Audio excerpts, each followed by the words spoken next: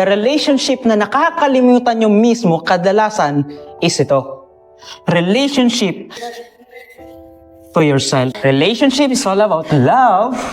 Then next, pag sinabi mong love, pagdating sa mga edad nyo na ganito, you are saying BF and GF. Akala kasi ninyo, minsan, the misconception is pag sinabi kong relationship, tama, na love agad ang pinag-uusapan.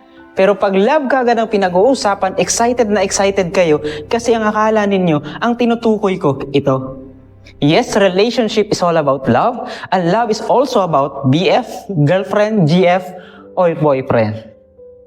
But in reality, maraming klase ng relationship na meron kayo. Kaso nga lang, nakapokus kayo sa isa lang mismo. Dito. So, what relationship ngayon ang pag-uusapan natin? Iisa-isahin natin yung 3 relationship na mayroon kayo. Unang-una, wag muna to. The relationship na nakakalimutan nyo mismo kadalasan is ito. Relationship to yourself. And the second relationship na mayroon dapat na pinag-iisipan ninyo,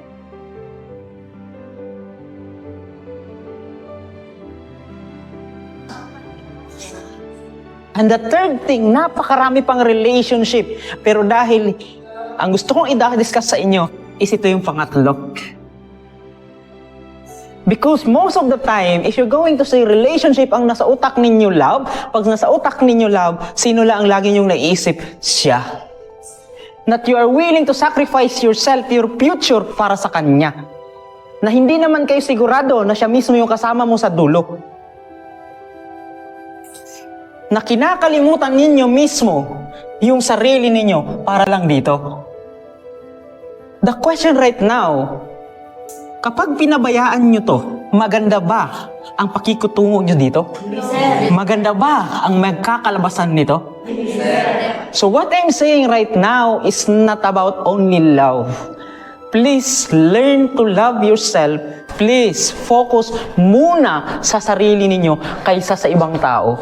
Because sa time na pinokus ninyo yung pagmamahal sa sarili ninyo, yun ang ibibigay ninyo sa parents ninyo at yun din ang mabibigay ninyo sa kasintahan ninyo.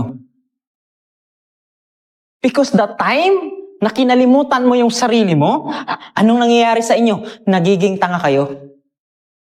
Na you are willing to sacrifice yung katawan ninyo, literally, yung kahihiyan ninyo, yung future ninyo.